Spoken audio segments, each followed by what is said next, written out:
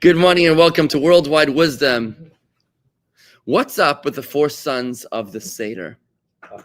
So at the Seder we speak about the wise and the wicked, the simple and the one who doesn't even know what's flying. These are the four sons of the Seder, and they seem to have a major theme at the Seder because the four sons, the theme of four is well represented at the Seder. There's 4 cups of wine, there's 4 sons, there's 4 questions, right? So what's up with the 4 sons? What's the story? What's going on over here? The idea really is, we got a number of questions, but the idea is based on the fact that the most important element of the Seder is really the children. The essence of the Seder is the transfer of education. It's the dor vador. It's passing the baton, passing the torch on to the next generation. That's really what the Seder is all about, because Jewish continuity doesn't happen in the universities or in the shuls. It happens around the kitchen table. It happens around the dining room table. When parents talk to their children, when children ask questions to their parents, this is what creates Jewish legacy and Jewish continuity. And that's why it's very important to actually engage in conversation with your children. You know, in today's world, it's a little awkward. You know, you far rather would be on your phone checking Instagram and checking the latest useless piece of information being posted on Facebook rather than looking into the eyes of your children. But actually, it's quite important. And that's what the Seder is about. What the Seder is telling us is that you got to sit there without phones and you got to talk to each other and actually provoke the children to ask questions. And which kind of children are we welcoming to the Seder? That's the 4. We're saying not only the wise one, obviously, but even the wicked one has a seat at the Seder. Even the simple one that you think, what's the point? And even the one that doesn't even know what's flying. He doesn't even know what hit him. You know, this is the guy that just didn't get the memo, right? This is, you know, these are the 4 sons of the Seder. The Rebbe actually added an interesting addition. The Rebbe says that there's actually a 5th son at the Seder corresponding to the 5th cup of wine. You know, we drink 4 cups of wine at the Seder, but then there's a 5th cup that we pour, which is the cup of redemption, the cup of Elijah, right? There's 4 expressions of redemption. 4 expressions of the Torah which promises redemption, but there's actually a 5th. Vehevesi, and I shall bring. So we don't actually observe the 5th cup of wine. We don't observe the 5th cup of the 4th expression of redemption, because that's, you know, there were 4 exiles. But the 5th exile is the one that we're going to be redeemed from. The 5th redemption is the coming of Mashiach. So the Rebbe explained that as we come nearer and nearer to redemption, we've got to worry now about the 5th child. Who is the 5th child? You don't read about him in the Haggadah. Why? Because the 5th child doesn't even know that it's Pesach. You see, what the 4 children have in common is that at least they know that it's Yantiv. And at least they showed up at the table. Whether he's righteous or he's wicked, whether he's simple, whether he's doesn't know how to ask. What they have in common is that they're all here, they're around the table. But then there's the 5th son. You know where this guy is? He's in a casino in the Bahamas tonight. He was like, oh, that was tonight? He didn't even know what he doesn't even know. There are people like this. And that's why the Rebbe had a campaign that the Rebbe wanted us very, very much to ensure that we don't leave a Jew behind. The Rebbe wanted us to go out and to launch public seders in the most far-flung of places. I remember I did once a Passover seder in Kobe, Japan. I went to Kobe, landed in Osaka, and we ran a seder in Kobe. It was magnificent. And Erev Pesach, exactly now, today's the 11th day of Nisan, must have been 20 years ago. No, 21. Yeah, 21 years ago. On Erev Pesach, on this day, the 11th day of Nisan, the Rebbe's birthday, we walked the streets of Kobe. My friend and I, Duber, we walked around the streets of Kobe. We had lists and lists of Jews that were living in all sorts of places. The problem is, Waze wasn't invented yet. I'm not sure if GPS was invented yet. And in those days, I don't know what goes on in Japan these days, but finding addresses was very, very difficult. Because it's not like you had, 6100, PGA Boulevard, city, state, and zip code. It wasn't like that. It's like a number, 27, and then the street is also a number, 27183, and then the neighborhood is also a number, 5829876. So it sounds like a like a phone number. Like you don't even know what's the street, what's the neighborhood, what's the house number. So there we were, like really scratching our heads, trying to figure out where the Jews lived. Now the Jews, there was an issue there that the Jews weren't really wanting to identify as Jews because there was like different territories. I couldn't really understand what the issues were, why they were like this, and why they weren't really wanting to be on public databases. I don't think it had anything to do with anti-Semitism. I think it had to do, honestly, I don't even remember. I don't remember why it was. But Panasonic, which is a major Japanese company, is very good at producing electronics. But the brains behind the engineering of the products are Israelis. So they bring 20 or 30 couples from Israel every year to be the engineering brains of Panasonic. Israelis aren't very good at execution, but they're very good at design or creativity. So they bring the Israelis for creativity and they bring the Japanese to produce it, right? So there we were looking for these Israelis. I remember there was one guy, we went to his house. Tiny little house. We're in this little building and the doors, I remember I had to to walk in through a door. There was a tiny little doorway. So finally I make it through the doorway. And I remember the house. You walk in and you're in the kitchen. Tiny little kitchen. Behind the kitchen was a little curtain with a bed. To the left of that, there was some sort of I think there was like a dining room. And to the left of that, was another curtain with like a bathroom. And that was it. The whole thing was really one room with just like a little divider in the middle. It was tiny. And this elderly Jew there, he was so happy to see us. We brought him matzah. We bring all these guys matzah. Shmor matzah. So he was talking to us and he said, he's a descendant of the Vilna Gaon. And he said that he was a little confused. He said, the Vilna Gaon was the one who was bringing joy into Judaism.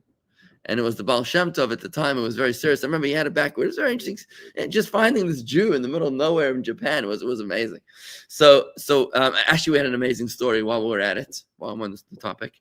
I was there with my friend Duber, and we were trying to read the street signs. Now, thankfully, the street signs are in English as well. So there's English and Japanese. The trains, by the way, are unbelievable. The Japanese trains, unbelievable.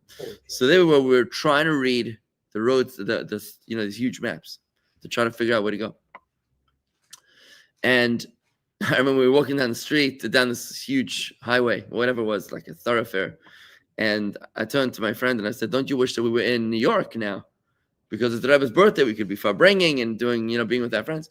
And then I think he said to me that it's better that we're here because this is where the Rebbe wants us to be. We might be more comfortable in New York, but this is where we needed more. Anyways, we're looking at the road sign, at the street sign, trying to understand it. When suddenly we hear a voice behind us in Yiddish, and the voice is, "Was suchst du?" What are you looking for? So I turn around, I just see a Japanese guy looking at me. So I'm like, okay, forget it. I must be hallucinating. I go back to my sign, and he says, "Ich habe gefragt, was suchst du?" He says, "I asked what you were looking for." I'm like, I look around, I'm like, this Japanese guy looking at me. I'm like, I didn't even know what to say to him. Like what do I speak Japanese? I was like in Yiddish. I'm like, I think I blurted out in English. Like, did you just say something? And he's like, yeah. He says, "Ich hab gefragt, du darfst help. Do you need help?" And this is a perfect Yiddish, better than my Yiddish. So I started talking to him. I'm like, all confused. This Japanese guy talking to me in Yiddish. Turns out he's a linguistics professor who spent time in Israel and Hebrew University, and he specializes in Yiddish and Hebrew. So when he saw us, the rabbinical interns, he started talking to us in Yiddish, and this guy spent the next 2-3 days helping us find all the homes of the Jews in this area, which is very hard to find. And I'm like, "Are you an angel?" I thought it was amazing. It's like, I don't know how many Japanese people, 100 million, how many Japanese are there? 100 million, 10 million, I don't know how many, 50 million. Out of all the Japanese people in Japan, the one guy that speaks Yiddish is the guy that bumped into us. It was amazing. It was really amazing. So we were looking for the fifth son. Yes, it was Bashert. It was beautiful, and I still think he was an angel. I forget his name, but hey, you never know. So the questions that we have to be looking for is to find that fifth son. There's this strange custom of leaving an empty seat at the seder. Have you ever heard of this custom? And I want to protest it vociferously. Is that the right word? To vociferously protest this strange custom of leaving an empty seat at the seder, maybe for the Holocaust, for the victims of I don't know who. Who they leave the empty seat for? Must be for Elijah. No, just Elijah does not need a chair. He doesn't sit. I understand. Elijah does not I don't sit. give him a seat. He just has a drink and he leaves. That's it. That's it. That's it. The guy does not. He's a very busy night. One shot. Yeah. That's all the homes. Yeah. So there's this custom that I've heard of. It's not a Jewish custom. It's like a relatively recent one, where they keep an empty seat, maybe for the victims of the Holocaust, children of the Holocaust, something like that. And the Rebbe was very much against it because the Rebbe said, "Don't leave an empty seat at your seder. Fill it up. You want to do something meaningful to somebody that died in the Holocaust, then educate a new Jewish child in his place. Don't say, oh no, we don't have space at our Seder anymore. We have empty seats at the Seder for all the victims. No, that's not what it's about. You got to make sure the fifth son is there. Go out and find them. I was just giving out matzah now to a fellow Jew, to El. And I asked him, El, can you give it to the Jews in your streets? He's like, yeah, I'll give it to 2 Jews. But there's 2 others, they're not really interested. I said, those are the ones that I specifically want. Those 2, I don't know what their names are, but those 2, they're the ones that need the matzah more than anybody else because that's the fifth son. And we have matzah here at the shul, and if you don't have yet, then take the matzah and bring it to your neighbors, bring it to your friends to make sure that no Jews left behind that the fifth son is taken care of. The question that the Rebbe asks is, why is it, the order is wise son, wicked son, simple son, and the one that does not ask. So when do we do the second? The second son is the wicked one. He's the one that we're doing the whole Haggadah over him. The whole Haggadah is over the wicked son. Wouldn't it make sense to maybe do the whole Haggadah of the wise son, maybe? Right? What's up with the order? And besides, that everyone wants to know, why is it that the wise son is next to the wicked son? Should we separate these 2? Like the wicked, put him at the back end. Give him a seat by the door in case he needs to make a quick exit. It gets overwhelming to him, a little too stimulating. Put him by the door. Put him why is he sitting next to the wise son? Right? Think about it. Imagine as you said, you got like this big rabbi and you got this, like this WWE wrestler that his mother was Jewish, Right? So where are you going to put him?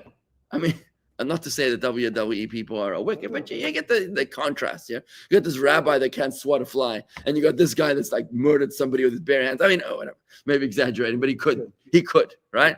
So you got to put the guy next to there was actually a story like this in my father's show in South Africa. My father's the rabbi of Orange Grove Hebrew Congregation since 1987.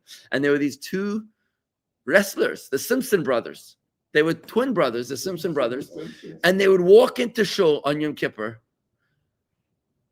Hair they didn't really look too Jewish, but they were Jewish, hair all over the place, muscles like bursting out of all their shirts and everything else. And they would walk into shul and we felt very safe in shul with these guys sitting in the middle of the shul. And it was just interesting, because there they were in the middle of the shul. And obviously they weren't all that comfortable, wasn't their element. But it's interesting that if you're gonna have the I don't want to call him the wicked son. It's God forbid to call the rest of the wicked son. But you get the picture of here. Why is it that the wicked son would be seated next to the wise son? And also, why is it that we say if he was there, he wouldn't be redeemed? That's an expression we actually say to the wicked son. If you were there in Egypt, you wouldn't have been redeemed. I mean, is that supposed to be inspiring? Like, what's the plan here, right? So the Rebbe explains like this. Based on the Gemara, Sanhedrin, that the Gemara says, Yisrael afapi shechata Yisrael hu. That a Jew, even though he sinned, he's still a Jew. And that's a very important fundamental principle, which actually runs contrary to our other religions. From what I understand from my Catholic friends and my Muslim friends, from what I understand, that those religions are religions that depend on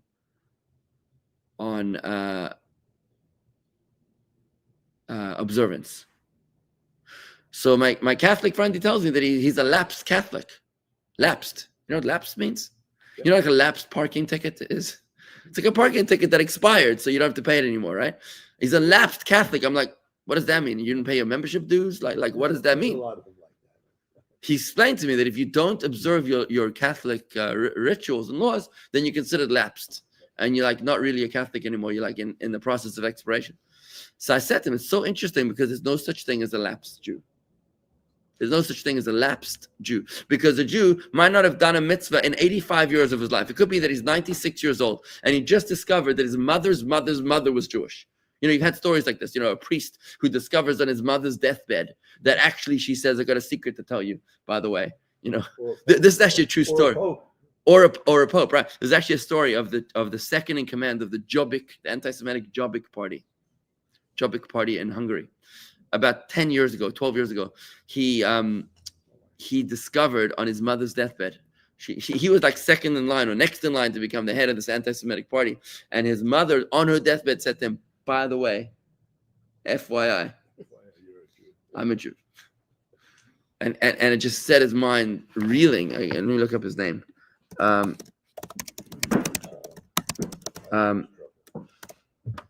Here, let's see. What's his name?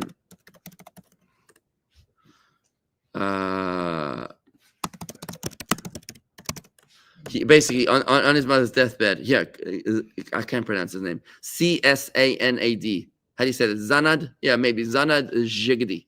That's his name. Zanad Zhigdi. He found out on his mother's deathbed that she was Jewish, and then it set him off on a tailspin. He called up the rabbi of the Chabad rabbi of Budapest, my friend Rabbi. I forget his name. Rabbi Shlomo Kovesh. Study with me in yeshiva. He calls him up and he's like, "Can I meet with you?" And now the rabbi was like, imagine you get a call from like Louis Farrakhan, right? Rabbi Vigler, Louis Farrakhan on the line. Can I put him through? And I'm like, what? Can you imagine? Like seriously? Like this is like the famous anti-Semite. He wants to talk. He wants to meet with you. Can I set a meeting for tomorrow? Anyways, the rabbi agreed to meet with him, and he realized that it was for real. He wanted to know. So the guy became a Baal Teshuvah. So it doesn't matter. You don't become a lapsed Jew. There's no such thing. It's an identity thing. It's not an observance thing. Somebody actually came to me last night in Mirasol after the lecture, and he said to me, "I'm a Reformed Jew, and I want to know if I am not welcome in Israel." I said to him, "I don't know what a Reformed Jew is. How do you even identify as a Reformed Jew? Like what does that even mean?" He's like, "Because I don't observe the commandments." I said, "That doesn't make you a Reformed Jew. That just makes you a Jew. You're a lapsed Jew. You're just a simple, ordinary, regular Jew. You're just as Jewish as Moses or Maimonides or myself. You're just a Jew. You don't have to define yourself in a box and say you're a Reformed Jew or this kind of Jew or that kind of Jew. Here at Chabad, I said we're traditional Jews. Traditional Judaism for contemporary Jews. You can be a contemporary Jew, you can be yourself, but here the setting is traditional. Anyway, so he was all concerned about whether or not he no longer has a place in Israel. And I said, a Jew is always a Jew. So that's the beauty of Chabad, by the way. Of course, someone's not characterized or put in a box. So in fact, if anything, you take him out of the box. Right. So that's what he was saying to me. He said he's coming from Kingston, Pennsylvania. Now, I didn't know that there was an observant Jewish community there, but he said in northeastern Pennsylvania, I think he said that over there's a very religious community. They walk to shul, they dress in black, and he said they don't talk to him. They don't engage with them. So he wanted to know. He genuinely felt that they were, that he was not just worthy of being a Jew anymore. So I explained to him, look, I think that's generational trauma. I think those Jews are maybe Holocaust surviving Jews who might not have been able to overcome the trauma of having their communities decimated in the Holocaust. And maybe that's why they're just uncomfortable talking to anybody that looks different to them. But I said, welcome to Chabad, right? Here we are. I mean, I came to give a lecture here in your country club last night where I'm looking for you, right? It's not like I did you a favor and I agreed to answer your hello. I came looking for you because that is what Chabad is like. And, okay, so let's just go through this. So what the Rebbe was saying in here is that based on this piece of Talmud, that Yisrael, a Jew, even though he sinned, he's still a Jew. And there's a beautiful camp song that the kids sing in summer camp. They sing, no matter where you roam, you can always come back home. This is a story. And the song goes like this: in a small college town, there's a young man feeling down. You know the song? There's a young man feeling down. His feelings are of uncertainty. Oh, what will become of me? Shalom, how does it go? A Chabad house is nearby. The young man gives it a try. The rabbi talks to him all night long, something. And the rabbi basically explains to him, and he says, no matter where you roam, you can always come back home. And that's the chorus. No matter where you roam, you can always come back home, because every single Jew has a pintalayid. Every single Jew has a pintalayid, has a Jewish spark inside of him, which is a piece of God. And that's why we say, when we read the four sons in the Haggadah, you'll notice the words. It says, Echad Chacham. One is the Chacham. One is the Rasha. One is the simple, and one is the one that doesn't know how to ask. The meaning of Echad Rasha, one, is the wicked. It doesn't only mean a number like one of them is the wicked. It means one is the wicked. What's one? One is God is one. One God. One God, the faith of one is the essence of the wicked. So even the wicked, what's at its core? Echad. He's still a piece of God. Exactly. And can you imagine looking at another Jew like this? Can you imagine what a beautiful conversation this is to have at the seder? Somebody left my lecture last night early. And he sent me an email. He's from your country club. And he said to me that he couldn't tolerate the warmongering. And he forwarded me an email from J Street. An email from J Street says, your view is way too radical. Is way too religious, way too Jewish, because I'm basing on Torah sources. Says this warmongering, this is not the way to go. We have to deal with the Palestinians with love. Right? So he said he couldn't handle it anymore. He could not handle it anymore. And he literally was repulsed by the teachings that I was teaching from Torah because they were too radical, and therefore he left. So I'm actually planning on responding to his email. But legitimately, without any malice, God forbid, but to say, no, look, I'm genuinely trying to understand what is your solution. If you were the prime minister of Israel, what do you think should have happened on October 7th? Should we have just said, what, maybe we should give you your own independent one-state solution? What is it, right? So no matter the river to the sea, and then we'll leave. So it's easy for us to write off, from the river to the sea. Maybe we should have given them river to the sea.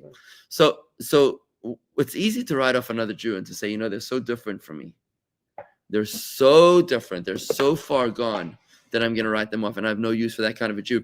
Comes to Haggad and teaches us the essence of the wicked son is echad. He doesn't even know what he doesn't even know. The wicked son, he thinks he's an atheist. He thinks he's an agnostic. He's not. He's a Jew. He's a believing Jew. Right? He just doesn't know. And he just doesn't know who he is inside. And when that's why at the Seder we do so much talking with him. The second son is the one we do the Haggadah over, is of the wicked son. Because there's so much to engage with him as long as you understand that at his core, at his essence, is a beautiful soul, and it's just an archaeological process to dig deep enough to discover the beauty and the depth that lies within him. If you're able to do that, if you're able to see that beauty within him, it's then that you're able to find the patience and the strength to engage with them. To find the patience and the strength to engage with them. That's really the approach of any Chabad rabbi. Any Chabad rabbi, we don't, it doesn't scare us when somebody tells us that, that Jew is too far gone. That Jew is not interested. It doesn't scare us because we know that he wants us. He wants a relationship with the Chabad rabbi. He just doesn't realize that he wants it. So if I can dig deep enough or be present enough for him in his hour of need, or if I can do enough listening and understand what his struggle is. There's a Jew in our community I'm still trying to break through. He's a member of our shul, but I've never spoken to him. I think once for 5 seconds. He's a member of our shul, but apparently I've discovered his problem. The reason that he hates God is because his first wife died when she was very young and left behind maybe a young child, and he can't forgive God for it. So this guy has religious trauma. He's angry with God. What's trauma? It's unprocessed emotion. And if I can be there for him to help him process that kind of emotion, hopefully we're able to reach some So you're going to reach breakthrough. out to Bernie Sanders next week? Bernie Sanders, my man.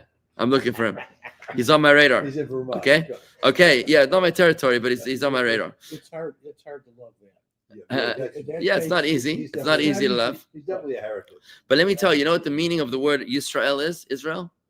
The meaning of the word Yisrael, the Gemara tells us, not the Gemara, is that I think, I'm not sure where it comes from, maybe from the previous Rebbe, that the acronym, it's an acronym. Yisrael is an acronym for Yesh, Shishim, Ribu, Otiyot LaTorah. There are 600,000 letters in the Torah, because just like a Torah, every single letter is important. No letter is less important than any other letter. And if one letter is missing or cracked or broken or imperfect, then the entire Torah is no longer kosher. So too with the Jewish people. No Jew is any less than any other Jew. And if one single Jew is missing, no matter how Republican he is, Keith, don't give up on him. Or Democrat. Or Democrat. I had to say that. Socialist, Right? No matter how socialist or communist or capitalist, what? No matter how he believes or doesn't believe. No Jew is any less than any other Jew, and every single Jew counts and matters. And if he's missing, then we are all incomplete. What? I googled Rabbi Schneerson Passover. Okay. And the 5 children and Okay. difference, and you get a lot of information. That's what I just said. That you've been talking about. No, Yep. it's so nice to read up. Yep. To Beautiful. find things that you're talking about. So I want to just say, therefore, this is not the reason. This is not the reason why the wise son is sitting next to the wicked son, because there's a lot of work to be done here. He's just confused. He's just misguided. He's just lost.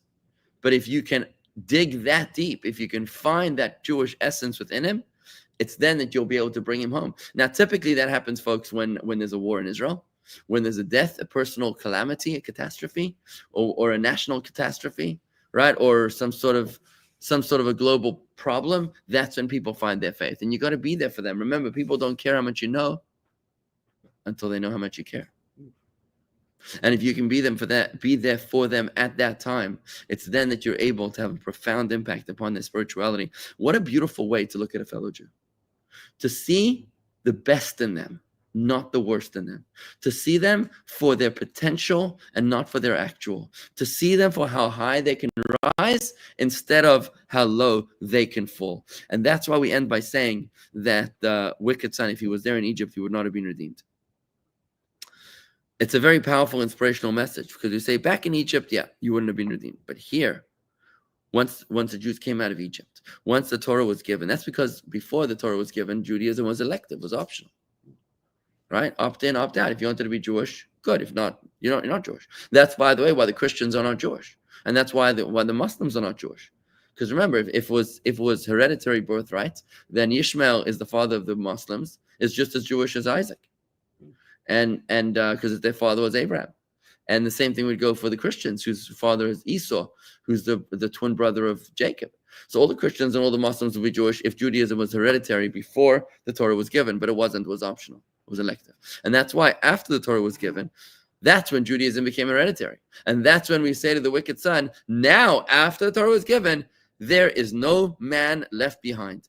Lo yidach mimenu nidach is what the prophet says. No Jew will be lost. Every single Jew will return home. And when you come in with that kind of an attitude, not only does the wicked son feel that someone believes in him. Think about that for a second. Can you imagine? You're sitting around the seder table.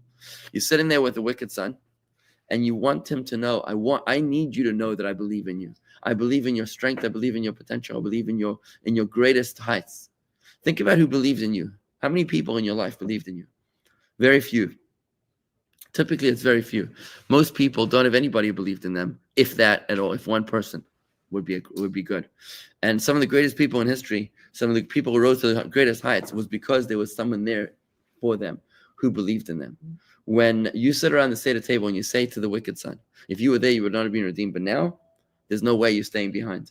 We're not leaving you behind. That's someone who... What a beautiful way to talk to the wicked son, to have him understand, to appreciate and understand that we believe in him. And that's going to give him the strength to find his way and to bring him home. Chag Sameach, everybody, from strength to strength.